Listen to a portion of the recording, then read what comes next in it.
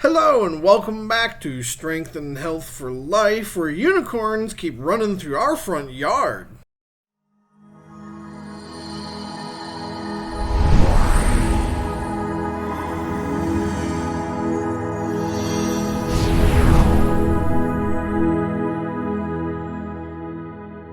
Hello. Welcome to day 111 of our wellness journey together. Before we begin, we ask that you smash that like button down below, subscribe to this channel, and click the notification bell to receive all alerts and watch the video all the way through. Also, if you have any topics you'd like to see in this channel, please leave your suggestions in the comment section below. By the way, if you'd like to start your own business from home and take back control of your income, take action now and click the first link in the description to learn how. Human beings really come up with some of the silliest things. Just think about how many mythological creatures we've come up with. But human imagination has come with a price, as we've done the same thing to the health and wellness fields. And ever since the invention of the internet, that false information has continued to just circulate with more people believing it. So today we continue our series on myths in the health and wellness world in order to help you stay away from some of them. Does that mean it's another list? Yes it does. So today I present to you 5 additional myths in the health and wellness world to stay away from and ignore. Why, you may ask? Because it's just as important to identify false information as it is to have access to good information. So let's do this! Number 1. Yoga is good for everyone. Many people have touted how yoga can fix nearly any pain you can imagine. Because of the information floating around, people have come to expect yoga to be a kinder, gentler form of exercise. Something that's capable of giving relief to people with arthritis, fibromyalgia, lower back pain, and so much more. However, yoga is actually a more hardcore exercise than it may seem at first. In fact, it can actually cause some chronic ailments to get even worse. It absolutely can help many conditions, but it can't help them all, so it's not for everyone. And because some of the things that it could make worse share symptoms with some of the things that it could make better, it's best that you check with your physician to make sure that yoga is best for you, especially if you suffer from joint pain, back pain, or have any kind of injury. In fact, if you go to a specialist, that's what they're trained to do, to make sure that you do the best exercise to not only make your condition better, but to prevent new ones from occurring. And he may say that yoga is the best for you, but you don't want to just start yoga because you have pain and expect that it'll remove the pain completely when it could make it worse, depending on what's causing it. Unless you want to rip some of your muscles like a paper bag. Number 2, stretching is all you need to do before a workout. This is only partially true because stretching is not all you need to do. Although you do need to stretch every muscle that you work out before you actually apply the workout. In fact, you should be stretching every muscle that you have every day anyway. Not only will this help reduce the risk of injury during your workout, but it'll help you regain any lost flexibility. But in addition to stretching, you really need to get the blood flowing through your body and the muscles that you're going to work out. This leaves you with a couple of different options. You can either do 5 to 10 minutes of cardio to get the blood flowing through your entire body, or you can do very lightweight versions of any exercises that you're going to do. Which means if you're going to do bench press, do a couple of sets with just the bar so that you can get blood flowing through your pectoral muscles. Either way, you need to warm the muscle up in addition to just stretching it. This will also increase your performance during your workout and will help you with muscle growth. But I don't want muscle growth. But I just want growth.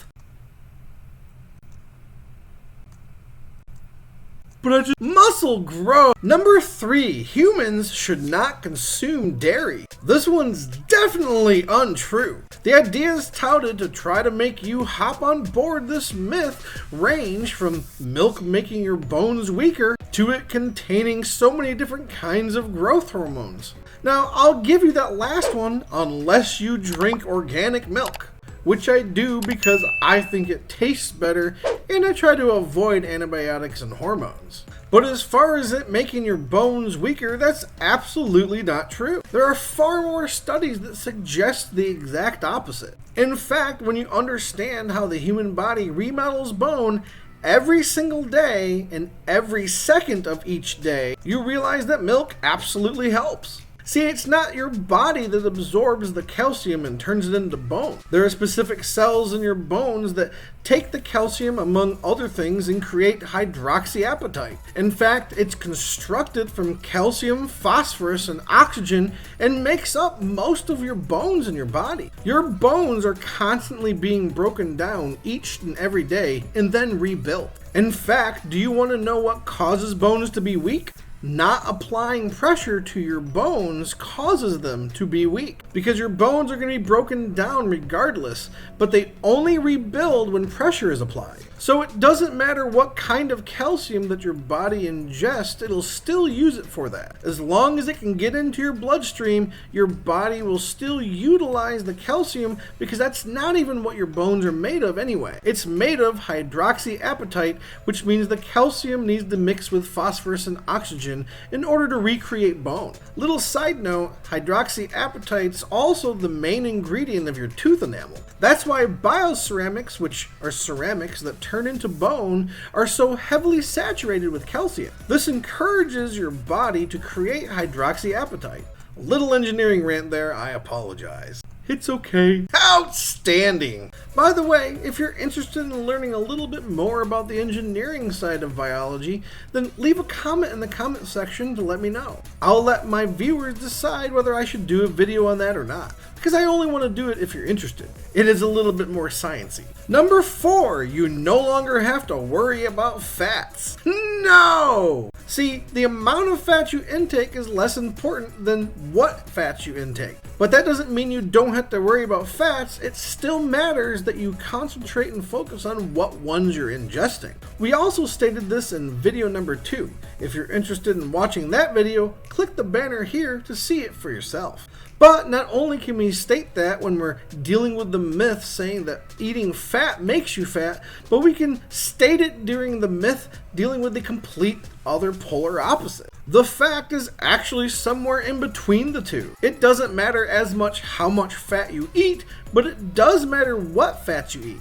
Again, fatty fish is the way to go, with a little bit of red meat here and there. Number 5, you shouldn't exercise if you have asthma. This is the exact opposite of the facts. New studies have shown that when somebody with asthma exercises and takes in deeper breaths, it actually opens up the airways like you've just taken medicine. And it can make your lungs even stronger and prevent asthma from occurring as often. Although some people do get exercise-induced asthma, which means it's more important where you exercise. If you have exercise-induced asthma, make sure you contact your doctor first to determine what best exercises you should be doing. Many people prefer exercising in the pool when they have exercise-induced asthma because the humidity and the moist atmosphere help make breathing easier. That's just one example. And again, make sure you contact your doctor if you have exercise-induced asthma, as your doctor will be able to give you the best exercises that you can do. But there's one key ingredient for all success,